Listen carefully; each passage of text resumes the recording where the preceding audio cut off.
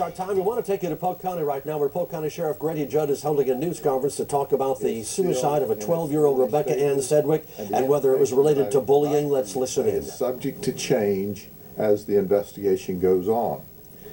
One of the reasons it's subject to change is we're trying to unravel and untangle a bunch of middle school conversation that occurred on electronic devices. A lot of squabbling between kids. So certainly what I tell you today may not be definitive, it may not be the end, it may be just one of the renditions of the information we've developed. But let me start with what I know. Rebecca Sedwick, who's 12 years of age, jumped to her death. And it was one of the saddest situations that I've seen. The information we've put together back in 2012, the bullying began at Crystal Lake Middle School. In November of 2012, Rebecca ran away.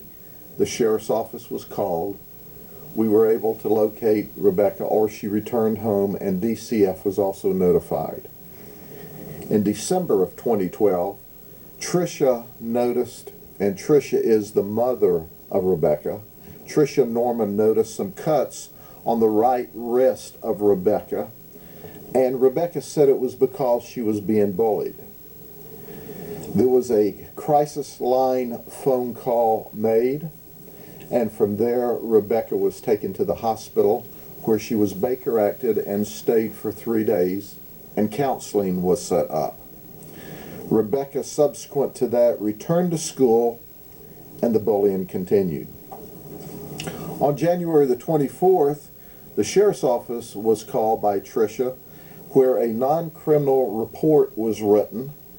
There was a juvenile disturbance at Crystal Lake Middle School, where Tricia was bumped in the hallway but could not identify a particular aggressor.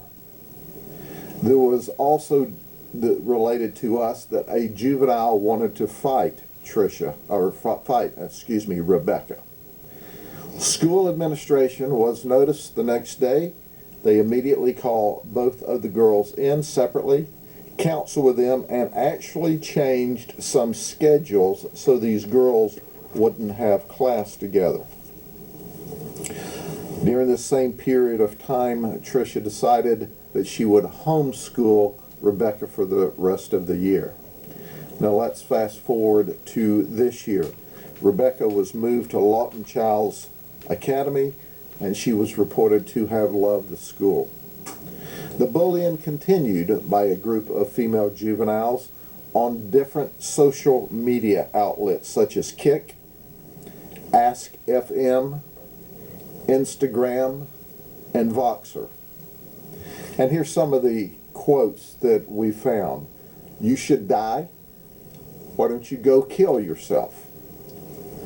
On September the 8th, Tricia last saw her daughter. As Tricia went to bed, Rebecca was on her cell phone texting.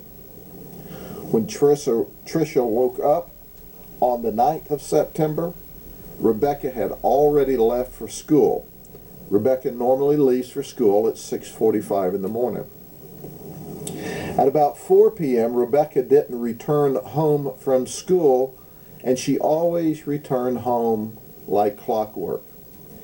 At about 5:30, when Rebecca still wasn't home, Rebecca's older sister calls her mother, Tricia. Tricia rushes home about 6 o'clock and calls the school to find out that Rebecca didn't go to school on the 9th of September. Apparently, Tricia questions the school, and the automatic system that notifies when children aren't in school wasn't working. On the 9th of September, about 7:07 p.m., deputy sheriffs responded to a missing persons call at Rebecca's residence, and the deputies could not locate Rebecca.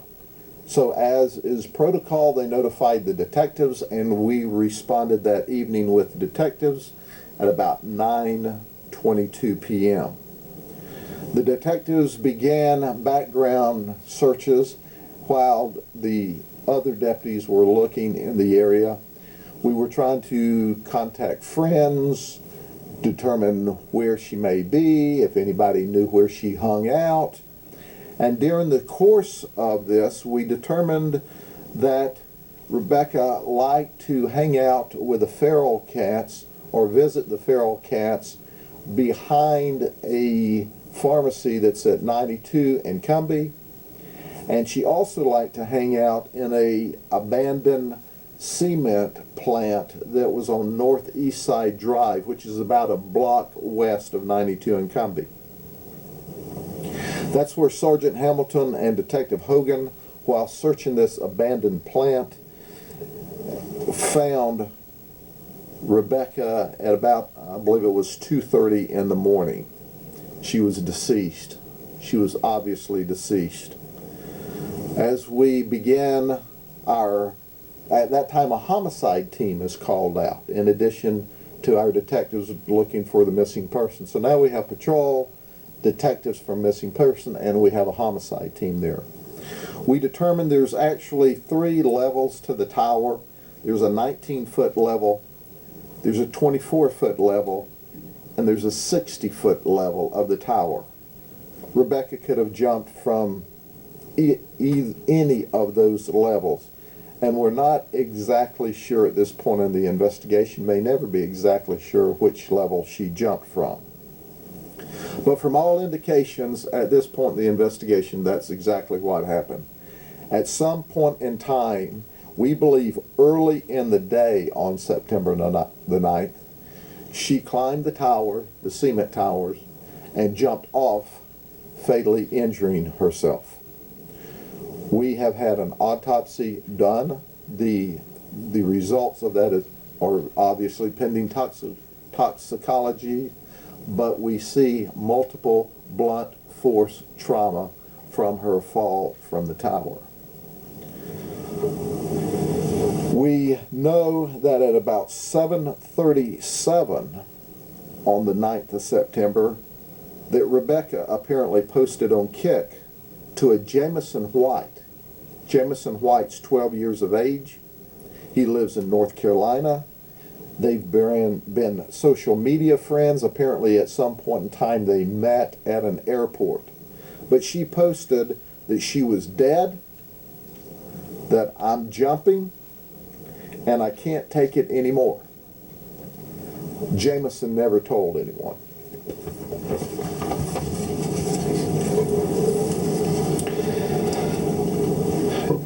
Our detectives have identified several juveniles of interest, at least 15, who kind of ran in Rebecca's internet circle or social media circle, and we're in the process of talking to all of them. It appears, and I caution you at this point, it appears that this all started some time ago in 2012 over a boyfriend issue with girls that used to be her friend. Some of the juveniles have told us that Rebecca was absolutely terrorized on social media by some girls. Rebecca, we know, and another girl were suspended for fighting that used to be friends. We've seized several cell phones and laptops for investigations.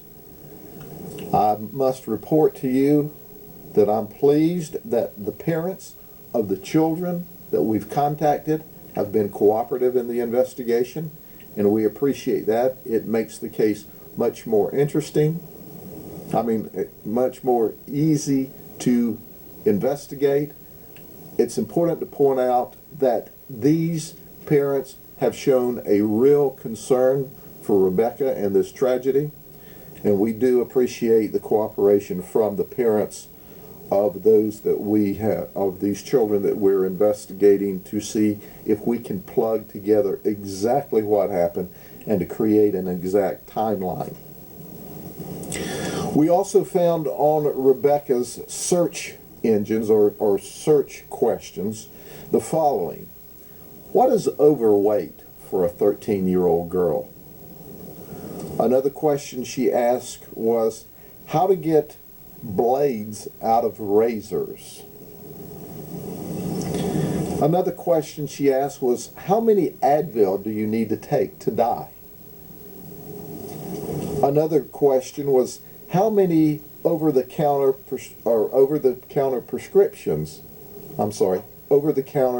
drugs do you take to die? Another one was, what not to say to a cutter. Rebecca had a screensaver that her mother didn't know about. And that screensaver showed Rebecca lying on the railroad tracks with her head up on one of the rails. We can see from what we've investigated so far that Rebecca wasn't attacking back. She appeared to be beat down. She appeared to have a defeatist attitude. And quite frankly, the entire investigation is exceptionally disturbing to the entire investigative team. Ladies and gentlemen, we know that statistically 78% of Americans aged 12 to 17 have cell phones, that 3/4 of the access to the internet are using mobile devices such as smartphones or tablets. We know that there is a large percentage of those juveniles on those apps every day. We know that cyberbullying is a problem. In fact, the governor just signed a new cyberbullying law this year. That cyberbullying affects almost half of all American teens at some point in time. That girls are twice as likely as boys to be victims of cyberbullying and to be the perpetrator of cyberbullying. Only 1 in 10 victims will inform a parent or a trusted adult of their abuse. Texting occurs 24 hours a day, and there really is no refuge from the aggressor as long as you stay in that social media environment. Electronic bullies in many instances can remain virtually anonymous. There are dozens of free apps. Some of these search engines or these app engines are outside of the United States. I know that one's in Canada, another is in Russia, and they ignore, for the most part, our request for assistance. These are temporary sites. Most of them don't even store the data if they wanted to assist us. But ladies and gentlemen, just as with a computer, parental controls must be in place on smartphones, on iPads, on communication devices. You must install where you can software that monitors activities on PCs. You must enable restrictions and passcodes. You must utilize guided access with your children. You need to set times so that the kids can't be on these devices. You must manage as a parent the device at home and take the device away from the child if you need to do that. We've got to be parents instead of best friends. I can tell you I believe Tricia tried, was really concerned about her daughter. But ladies and gentlemen, this social media world, this internet world, if we allow it, will become more out of control than it already is. We, as parents, must manage these devices and our children. If you're not searching your children's devices, if you're not taking them from your 12 and 13 and 14 and 15-year-olds and 16-year-olds and demanding to look to see what's happening, you're not being a responsible parent. They're children. They make mistakes that they shouldn't. They do things that they shouldn't. You're the adult in the house. You must look at their devices. You must manage their conduct. And that goes for those that are doing the bullying as well as for those that are being bullied. Okay, with that, I'll answer any questions that you may have. What are the red flags as a parent? I think we saw a lot of red flags here today. Red flags are excessive time on the devices. Red flags are, is your child withdrawing? Does your child refuse to communicate? Does their relationship seem to be changing? But you've got to dig in and look for those signs. And as a result, you've got to respond to them. And I think in this case, Rebecca's mom was truly trying to do that. And we can second guess and Monday morning quarterback this. Rebecca, unfortunately, with the broken heart we all have, is deceased. We've got to look forward to try to learn so that the next child doesn't die. But in my household, when things didn't go right, when I was raising my boys, I took their phones, I took their car keys, and they had to earn them back. I've got to tell you, I didn't have much opportunity to go search their bedroom and their closets because I couldn't elbow their mother out of the way long enough to do it myself. But these are children. And we can't allow these children to get with other children in a children's world and prey on each other while we as adults stand on the outside and do nothing. We've got to take control of and manage our children in our homes, period. Yes, ma'am. The Polk County School District says they forwarded the bullying report that Tricia made to your office. What came of that investigation? What was the end result? I'm not sure which bullying report you're talking about. We forwarded a bullying report to them. And that report was a disturbance where Tricia said she was bumped in the hallway. She couldn't say who hit her. There was no evidence. We with the school system looked for video, but this one person that was allegedly bullying her was in the area. And as a result, the school took affirmative action. They brought them down, counseled them separately, changed their class schedules. But ladies and gentlemen, let's understand one thing clearly. It's not the school system, it's not the criminal justice system, it's the home system where all of this precaution begins.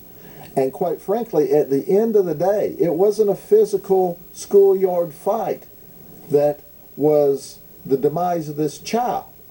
It was the bullying online. And I'm not going to criticize Tricia because I know she was helping.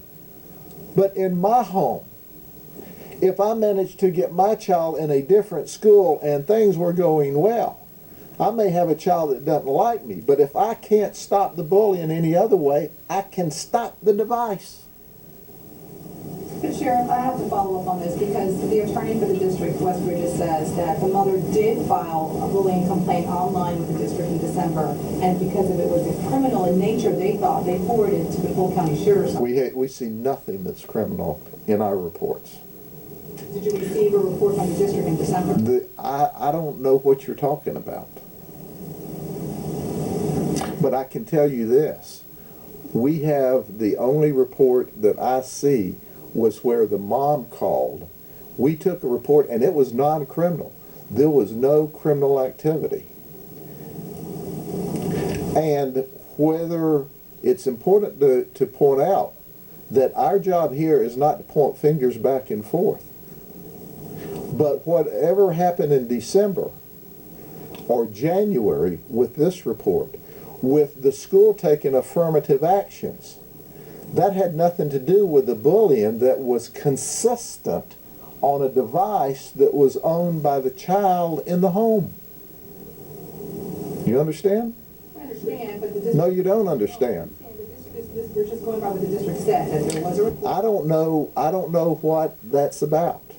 But it does, in this event, whatever happened in December, we followed up with the reports that I have. But it makes we don't see any criminal conduct. We didn't see any criminal conduct in January. There at some point was a fight at school that the school also dealt with.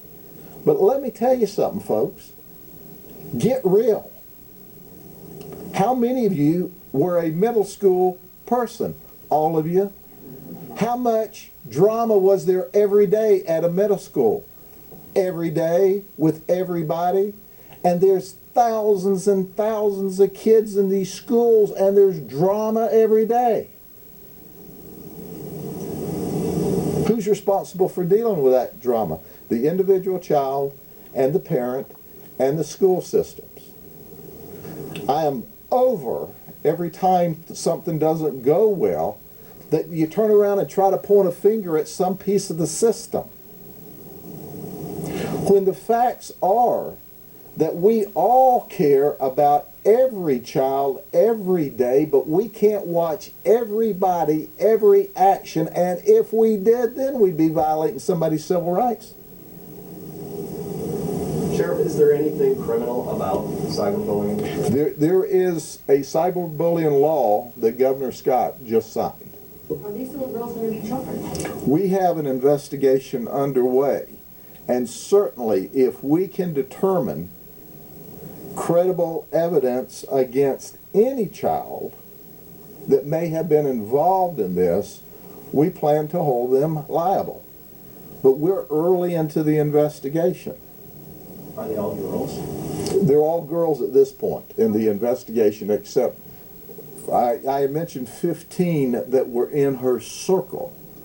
We don't know, we don't have any indication that 15 of them are bullying her, but listen, let me read these numbers again before y'all do what you sometimes do and get off on a crazy tangent.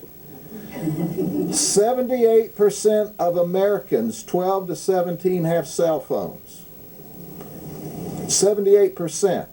Cyberbullying is a problem that affects almost half of all American teens. And girls are twice as likely as boys to be victims and the victims and perpetrators of cyberbullying. And you ladies know y'all can get pretty dadgum catty as kids. I'm not going to talk about it as you're adults. What you do as adults is up to you. Now, the system can't manage all that cattiness. So just wake up to that. That's understood, Sheriff, but do you think, realistically, if you can give a percentage, are these little girls going to be charged? What, let me see. Let me get my crystal ball out here. Oh, I'm sorry, I don't have a crystal ball.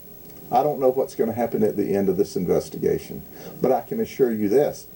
If we can qualify evidence of a criminal offense, the person responsible or the persons responsible absolutely will be held accountable. And who identified who wrote the message, you should die, or you should kill yourself, and what are the penalties for this?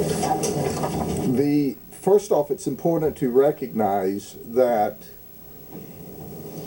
we're early into the investigation. We have gathered up several devices that have to go out to our forensic peoples, for our forensic detectives for an investigation. And as a result of that forensic investigation, then we'll know more of who said what, if it's possible to find out at all. Because a lot of these, for example, and I can't remember which one it is, but one of these social media systems is in Russia. And you try to call them and talk to them, they're not interested. So keep in mind, we're dealing with a system that a 12-year-old's got in Polk County, Florida, that is running through a system in Russia, the other side of the world. So that makes it problematic. But we are doing our best to chip through all that. Listen, keep in mind, you were kids, you've raised kids, you may be raising middle schoolers now. We're trying to sort out a bunch of girl talk, which goes farther than girl talk, in this new, if you will, communication, media, social network environment. So what our detectives are trying to do is find out why. Why did this tragedy occur? And if there's someone criminally responsible, you can believe that we're going to hold them criminally responsible. Sheriff, when's the last time you charged someone with cyberbullying? I haven't charged anybody all day with cyberbullying. I don't know. This is a large agency, and usually your charges are stalking. It's either cyber stalking or it's personal stalking, depending on the conduct. But that investigation is underway. I'm not sure until I saw exactly what the stalking was and what the degree was. I'm not sure. So it'll be investigated. No, I think there is felony stalking, depending on the charges. But at the end of the day, folks, at the end of the day, as much as we would like to protect every child from our position in law enforcement, in government, it's not happening. It starts with the child and the family, and I truly believe Tricia tried. I truly do. I truly believe that the school system tried, but we don't live in a perfect world. And at some point in time, we know that somebody knew. I mean, this little Jameson in North Carolina got a text at 7:37 in the morning. I mean, if we had have gotten this magic call at 7:37 in the morning, would this baby be alive today? I hope, but I don't know. I wish Jameson had have texted 911 someplace and said, I got this friend in Florida that says she's jumping. But how many other kids have been on the text today saying that they're going to do something crazy, and their friends go, yeah, they say that all the time. Is there one specific thing to point out that says this ultimately failed this girl, being with the system, with her parents? There was a lot of interventions that occurred. There were a lot of interventions that occurred. There was an intervention. There was multiple interventions by the school, by the hospital, by counselors, by her parents, by the sheriff's office. There were interventions that were attempted, but it just didn't work. What is your message to bullies, and do you think the fear of possible criminal charges will deter them? Yeah, my message is that if you bully somebody online and it's reported to us and we can build a credible case, we absolutely will send you to the state attorney. We will arrest you. We will charge you criminally. We will send you to the state attorney's office. We'll do that. But you understand, let's put this in the right perspective. Take yourself back to the middle school play yard, lunchroom, where everybody's sitting there gibbering back and forth, and nobody's paying attention to any of it until it comes true.